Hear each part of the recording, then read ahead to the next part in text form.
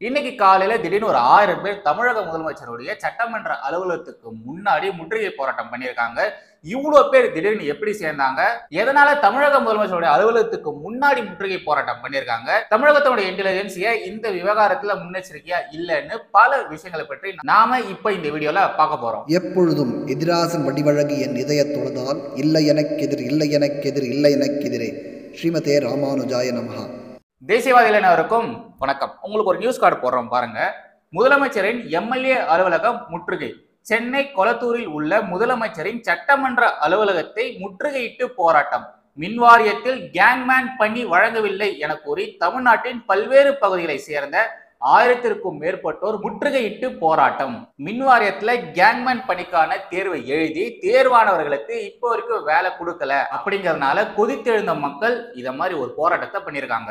50 பேர் 100 பேர் இல்லைங்க, 1000 பேர். அதுவும் சென்னையில இருக்கிற கொளத்தூர்ல முதல்வருடைய எம்எல்ஏ அலுவலகத்துக்கு முன்னாடி 1000 பேர் இப்படி ஒரு இடத்துல கூட போறாங்கன்னா கண்டிப்பா தமிழகத்தோட இன்டெலிஜென்ஸ்க்கு இந்த ஒரு விஷயம் தெரிஞ்சிருக்கணும். அதுக்காக முன்னெச்சரிக்கை நடவடிக்கை ஏதாச்சும் விஷயங்கள் செஞ்சிருக்கணும். ஏன் இந்த விவகாரத்துல இத மாதிரி கோட்டை விட்டாங்க அப்படிங்கிற மாதிரி சோசியல் மீடியா முழுவதும் பல பேர் பலவிதமான கேள்விகளை கேட்டுட்டு வராங்க. வேற ஏதாச்சும் இடமா இருந்தா கூட பரவாயில்ல, இது தமிழக முதலமைச்சருடைய சட்டமன்ற அலுவலகம், அங்க இது மாதிரி ஒரு போராட்டம் நடக்குதுன்னா கண்டிப்பா அவங்க கவனமா இருந்திருக்கணும். ஏன் இவ்வளவு கவனக்குறைவா அவங்க இருந்திருக்காங்க அப்படிங்கிற மாதிரி பல கேள்விகளை கேட்கறாங்க. வேற எதனா இடமா இருந்தா கூட பரவாயில்ல அப்படின்னு சொல்றது கூட தப்பு தான். ஏன்னா தமிழகத்துல இது மாதிரி போராட்டமோ ஆர்ப்பாட்டமோ எது நடந்தாலும் தமிழக காவல்துறை கிட்ட அனுமதி வாங்கி தான் நடக்கணும். இது மாதிரி திடீர்னுலாம் நடக்கக்கூடாது. அது மாதிரி நடந்ததுன்னா கண்டிப்பா அங்க மக்கள் பதட்டம் அடைவாங்க. அது தமிழக அரசுக்கு நல்லது கிடையாது. அதுவும் இந்த போராட்டத்துல 1000 பேர் கலந்துட்டு இருக்காங்க. இந்த 1000 பேரும் தமிழகத்துல இருந்து பல்வேறு இடங்கள்ல இருந்து வந்திருக்காங்க. எப்படி இவங்க பல்வேறு இடங்கள்ல இருந்து வந்து ஒன்னா கரெக்டா இந்த இடத்துல கூடியிருக்காங்க அப்படிங்கறதையும் விசாரிக்கணும்னு சொல்லி செய்திகளை கூட சொல்றாங்க. இது மாதிரி தமிழக அரசுக்கு எதிராக முதல்வருடைய அலுவலகத்திற்கு முன்பாக இது மாதிரி ஒரு முற்றுகை போராட்டம் நடக்குதுன்னா அதை பார்த்துட்டு எதிர்கட்சிகள் சும்மா இருப்பாங்களா? இருக்க மாட்டாங்க. எல்லாரும் அவங்கவுங்க பாணியில அவங்களோட கருத்துக்களை தெரிவிச்சுட்டு வராங்க.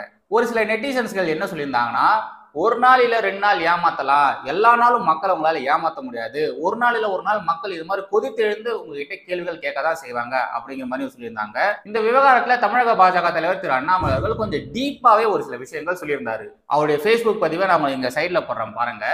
தமிழ்நாடு மின்சார வாரியத்தின் கேங்மேன் பணிக்கு தேர்வு எழுதி தேர்ச்சி பெற்ற 5336 தேர்வாளர்களுக்கு கடந்த 2 ஆண்டுகளாக பணி வழங்காமல் வஞ்சித்து வருகிறது திமுக அரசு.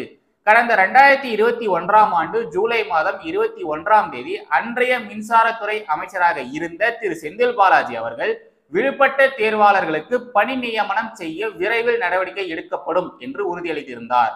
ஆனால் 2 ஆண்டுகள் கடந்தும் பணி நியமனம் செய்ய எந்த நடவடிக்கைகளும் எடுக்கப்படாததால் விரக்தி அடைந்துள்ள தேர்வாளர்கள் இன்று கொளத்தூரில் உள்ள தமிழக முதலமைச்சரின் சட்டமன்ற தொகுதி அலுவலகத்தை முற்றுகையிட்டு போராட்டம் நடத்தியுள்ளனர். அரசு பணிக்காக தேர்வு எழுதி தேர்ச்சி பெற்றும் பணி நியமனத்துக்காக பல ஆண்டுகளாக காத்திருந்து வேறு வழியின்றி போராட்டம் நடத்தும் அவல நிலைக்கு இளைஞர்களை தள்ளியிருக்கும் ஊழல் திமுக அரசுக்கு வன்மையான கண்டனங்களை தெரிவித்துக் கொள்கிறேன். திமுகவில் தேர்தல் வாக்குறுதி எண் 187ஐ முதலமைச்சர் திரு மு.க. ஸ்டாலின் அவர்களுக்கு நினைவுபடுத்த விரும்புகிறேன்.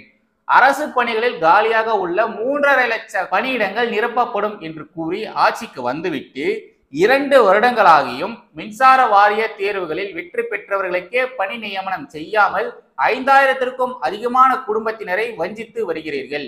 இந்த போக்கை உடனடியாக நிறுத்தி கொண்டு கேங்மேன் தேர்வில் தேர்ச்சி பெற்ற 5336 பேருக்கும் உடனடியாக பணி நியமன ஆணை வழங்க வேண்டும் என்று தமிழக பாஜக சார்பாக வலியுறுத்துகிறேன் அப்படிங்கிற மாதிரி அண்ணாமலை அவர்கள் அவருடைய பாணியில அவருடைய கண்டனத்தை பதிவு செஞ்சிருக்காரு. ஒரு சில பேர் என்ன சொல்லியிருந்தாங்கன்னா, இத மாதிரி விஷயம் எல்லாமே 2019 அதாவது அதிமுகவுடைய ஆட்சி காலகட்டத்துல தான் இது மாதிரிலாம் நடந்திருக்கு அப்படின்னு சொல்லிட்டு இருந்தாங்க.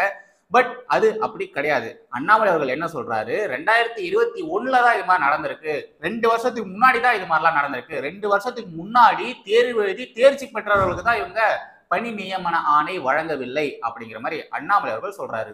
இந்த போராட்டம் சோசியல் மீடியால வேகமா பரவுனதுக்கு அப்புறமா பல பேர் பலவிதமான கருத்துக்களை சொல்லியிருக்காங்க. குறிப்பா திமுகவை போட்டு கலாய்னு கலாய்ச்சிட்டு வந்துட்டு இருக்காங்க.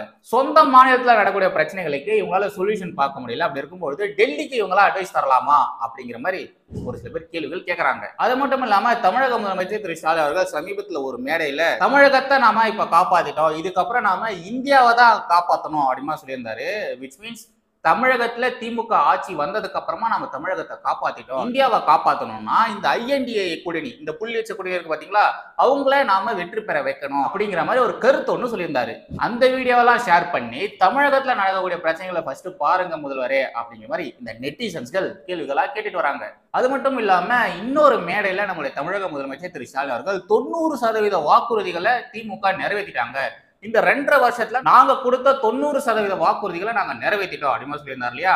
அந்த வீடியோவும் ஷேர் பண்ணி நீங்க கொடுத்த வாக்குறுதிகள் இதெல்லாம் தான், நீங்க அந்த வாக்குறுதிகளை என்னென்னலாம் நிறைவேற்றிருக்கீங்க அப்படின்றதையும் போட்டுட்டு இன்னும் நீங்க நிறைவேற்ற வேண்டிய வாக்குறுதிகள் இவ்வளோ இருக்குது, இவ்வளோ வாக்குறுதிகள் நீங்க நிறைவேற்ற வேண்டியது இருக்குது, ஆனா நீங்க 90% வாக்குறுதிகளை நிறைவேற்றிட்டோம்னு சொல்றீங்களே ஏன் முதல்வரே அப்படிங்கிற மாதிரியும் இவங்களாம் கேள்வி கேட்கறாங்க.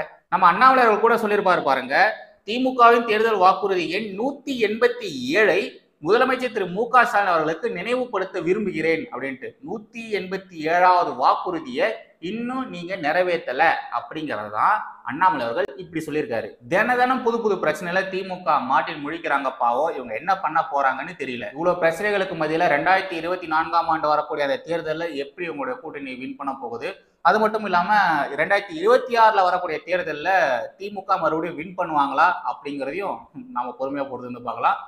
மறுபடியும் அடுத்த ஒரு வீடியோல சந்திக்கிறேன். என்னோட ஜெய் ஹிந்த், வந்தே மாதரம்.